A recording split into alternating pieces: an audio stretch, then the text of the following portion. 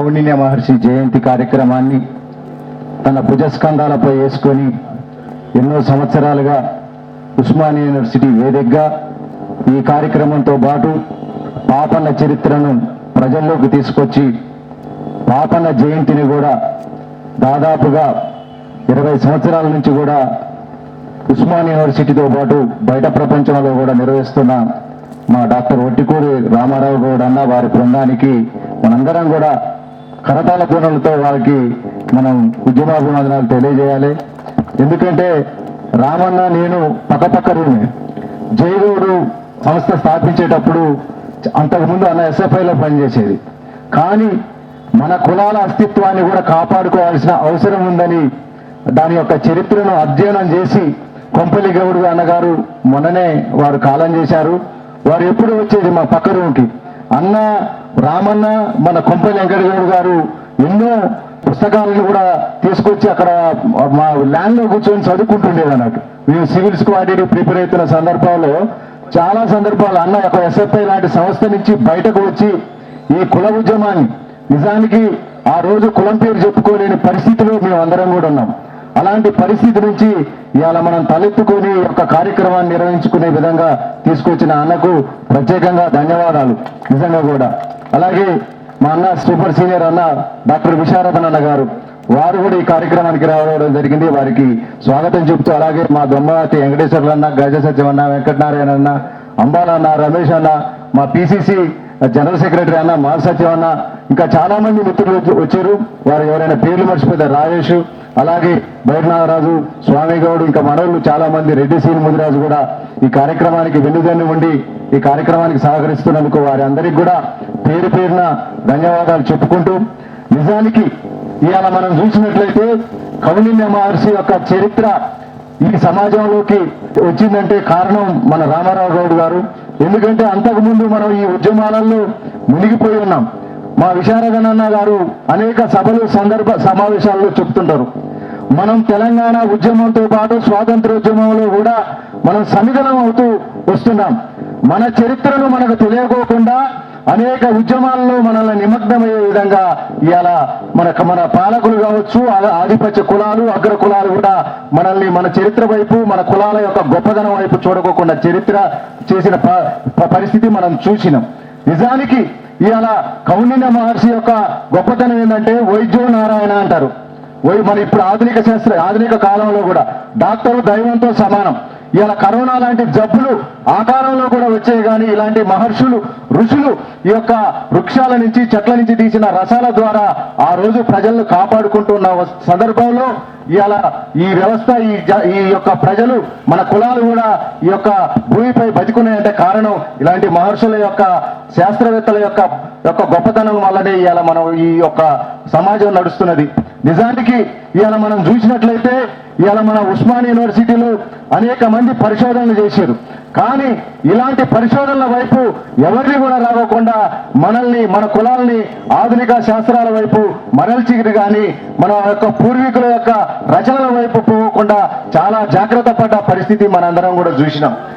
నిజానికి ఇవాళ మనం మాట్లాడుకుంటున్నట్టయితే ఇవాళ మన తెలంగాణ ఉద్యమంతో పాటు మన సామాజిక ఉద్యమాలు కూడా ఇంత బలోపేతంగా వస్తున్నందుకు మనందరం కూడా సంతోషపడాల్సిన పరిస్థితి.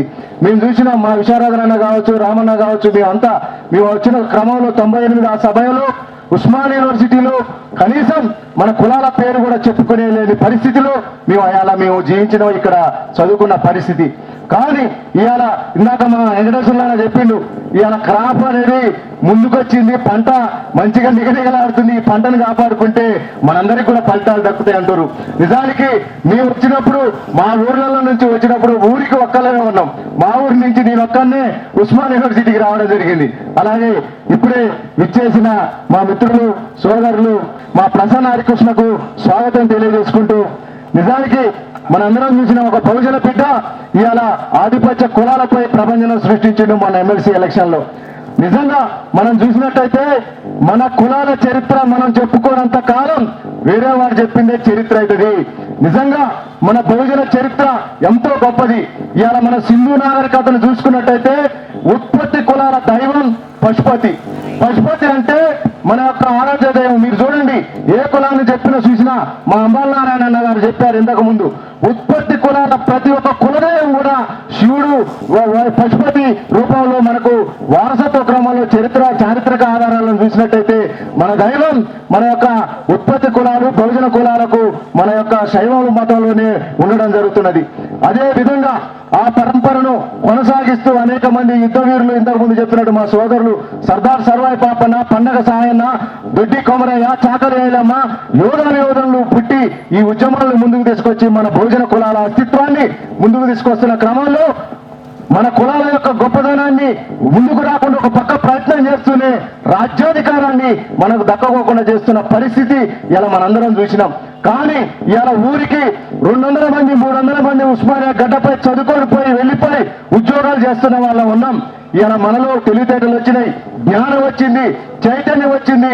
మన కులాల ఓట్లు మనం వేసుకోవాలని చెప్పి జస్టిస్ ఈశ్వరయ్య గారు మొన్న బీసీ సభకు వచ్చి ఈ వేదిక ద్వారా పిలుపునివ్వడం జరిగింది.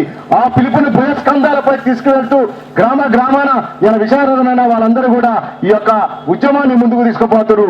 వారితో పాటు ఉస్మానియా జేఏసీ కూడా తెలంగాణ ఉద్యమంలో ఏ విధంగా అయితే పోరాడి కొట్లాడి ఆయన తెలంగాణ సాధించుకుందో అదే విధంగా మరొక్కసారి బీసీ ఉద్యమాన్ని భుజాలపై వేసుకొని ఖచ్చితంగా ఈ తెలంగాణ దేశానికి ఒక రోల్ మోడల్ గా బీసీ ఉద్యమాన్ని తీసుకుపోవడానికి ఇక్కడ ఉస్మానియా వేదిక ఖచ్చితంగా భవిష్యత్తులో పోరాటాలు చేస్తుందన్న మేమందరం కూడా మీతో పాటు మేము ఉంటాం.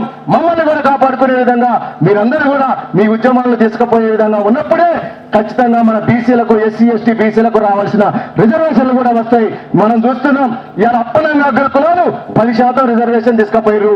మీరెంతో మీకంతా, మేమెంతో మాకంతా అనే విధంగా మనం 90% రిజర్వేషన్లను ఎస్సీ ఎస్టీ బీసీ మైనారిటీలో పంచుకోవాల్సిన పరిస్థితి ఈ తెలంగాణలో ఉన్నది. కాబట్టి ఆ దిశగా ఉస్మానియా వేదికగా భవిష్యత్ కార్యక్రమాలు కూడా మన బీసీ జేఏసీ ఉద్యమకారులందరూ కూడా రకరకాలుగా వారి పందాలు, ఒకరోజు రిలే దీక్షలు, రకరకాలుగా ధర్నాలు, నిరసనలు కూడా ఇదే వేదిక నుంచి ఉంటాయి. కాబట్టి ఆ పోరాటంలో మనందరం కూడా కలిసి భాగస్వాములమై భవిష్యత్తులో ఖచ్చితంగా రాజ్యాంగంలో 9వ షెడ్యూల్లో మన యొక్క బీసీ రిజర్వేషన్ అంశాన్ని పెట్టే వరకు ఈ పోరాటాన్ని తీసుకుపోయినప్పుడే ఈ మహనీయుల యొక్క ఆశయాలు కూడా నెరవేరుతాయి. కాబట్టి ఆ దిశగా మనందరం కూడా వెళ్ళాలని చెప్పి తెలియజేసుకుంటూ నాకు అవకాశం ఇచ్చిన పెద్దలు రామారావు గౌడ్ గారికి ధన్యవాదాలు చెప్పుకుంటూ జై బహుజన, జై సామాజిక తెలంగాణ, వద్దలే సామాజిక తెలంగాణ.